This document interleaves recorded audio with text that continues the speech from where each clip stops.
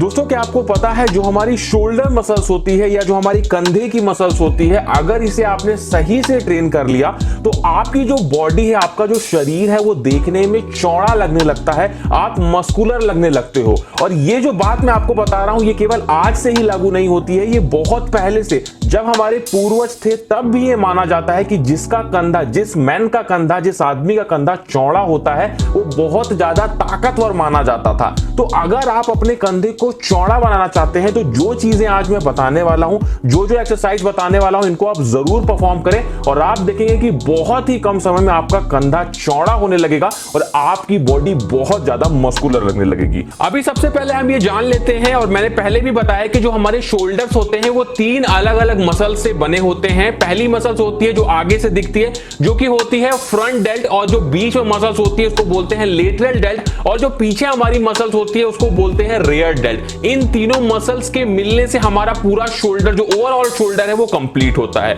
और जब हम अपने शोल्डर्स को चौड़ा करने की बात करते हैं तो हम मेनली अपने लेटरल डेल्ट, जो बीच वाली मसल्स होती है, उसको यहां पे ट्रेन करते हैं। लेकिन यहां पे एक बात ये भी ध्यान रखने वाली है कि सिर्फ बीच वाली मसल्स को ट्रेन करने से आपके शोल्डर चौड़े नहीं होंगे। जब तक उसके साथ की जो सपोर्टिव मसल्स है उसे हम ट्रेन नहीं करेंगे तो आप बीच वाली मसल्स को या लेटरल मसल्स को कितना भी ट्रेन करोगे वो ग्रो नहीं होगी, वो बड़ी नहीं बनने वाली। उसी के साथ में यहां पे एक चीज आपको यह भी ध्यान रखने वाली है कि आपको बनाना है मसल्स माइंड कनेक्शन। जब भी हम एक्सरसाइज करते हैं तो आपको एक्सरसाइज को फील करना है। इसका सबसे एक बहुत ही आसान तरीका है कि जब आप एक्सरसाइज करो तो किसी मिरर के सामने करो। अगर जिम में कर रहे हो तो बहुत अच्छी बात, वहां तो मिरर होते हैं, लेकिन अगर आप घर में करो तो मिरर के सामने करो। आपको फील करना है एक्सरसाइज को, क्योंकि जब तक आपकी एक्सरसाइज में मसल्स माइंड कनेक्शन नहीं होगा आपकी वो पर्टिकुलर मसल्स कभी भी ग्रो नहीं होने वाली, आपकी बॉडी में टेस्टोस्टेरोन लेवल नहीं बढ़ने वाला, आपका प्रोटीन सिंथेसिस अच्छे से नहीं होने वाला। ये सारी चीजें हमारी माइंड से जुड़ी हैं, तो मसल्स माइंड कनेक्शन का ध्यान आप लोग जरूर से रखें। उसके बाद हम बात कर लेते हैं शोल्डर्स की ट्रेनिंग पे। देखो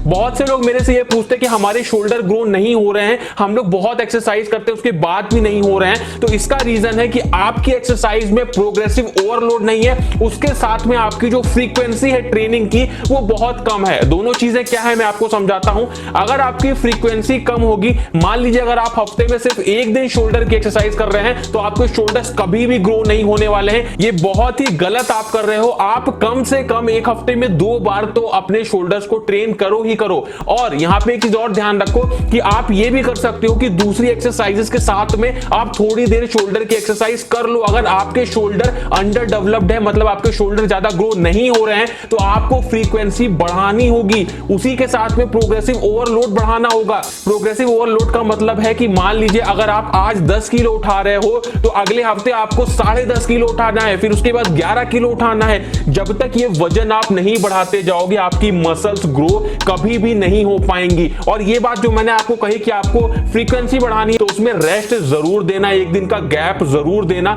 नहीं तो शोल्डर्स ग्रो नहीं होंगे, मसल्स ब्रेक होंगी लेकिन वो बन नहीं पाएंगी ज्यादा एक्सरसाइज करने से। अभी हम बात कर लेते हैं एक्सरसाइजेस की। सबसे पहले हम बात करते हैं फ्रंट डेल्ट्स की। देखो जितनी भी एक्सरसाइजेस हम अपने हाथ को आगे उठा के करते हैं, जैसे हम करते हैं फ्रंट रेजेस, तो इस एक्सरसाइज में हमारे फ्रंट के जो आगे के शोल्डर का पोर्शन होता है वो ट्रेन होता है। और जितनी भी एक्सरसाइजेस हम अपने हाथ को साइड में उठा के करते हैं, जैसे बोलते हैं लेटरल रेजेस, तो उसमें हमारे जो साइड का हिस्सा, जो बीच का हिस्सा हमारे शोल्डर्स का है वो ट्रेन होता है। उसी के साथ में जब हम झुक के बेंड ओवर रेजेस करते हैं, बेंड ओवर फ्लाइज करते हैं, तो इसमें हमारे रेयर डेल्ट्स ट्रेन होते हैं। तो ये तीनों एक्सरसाइज इस तरह की आप करेंगे जो कि आइसोलेशन मूवमेंट है, तो आपके लिए काफी अच्छा होगा। उसके साथ में मैं बता दूं, अगर आप अपने ओवरऑल शोल्डर्स को ट्रेन करना चाहते हैं तो सबसे अच्छी एक्सरसाइजेस हमारे लिए होती हैं ओवरहेड प्रेस, या मिलिट्री प्रेस भी आप लोग कर सकते हो। ये कुछ इस तरीके से मिलिट्री प्रेस को किया जाता है। मिलिट्री प्रेस में एक बात आप लोग को ध्यान रखने वाली है कि मिलिट्री प्रेस में आपको कम वजन नहीं उठाना है। मिलिट्री प्रेस एक ऐसी एक्सरसाइज है जो कि कंपाउंड मूवमेंट है, तो यहां पे आप जितना ज्यादा से ज्यादा उठा सको उतना ज्यादा से ज्यादा वजन उठाना है आपको। और अगर आप ये सोच रहे हो कि हम 12 रेप्स तक, 15 रेप्स तक ले जाएं, तो इसकी कोई जरूरत नहीं है।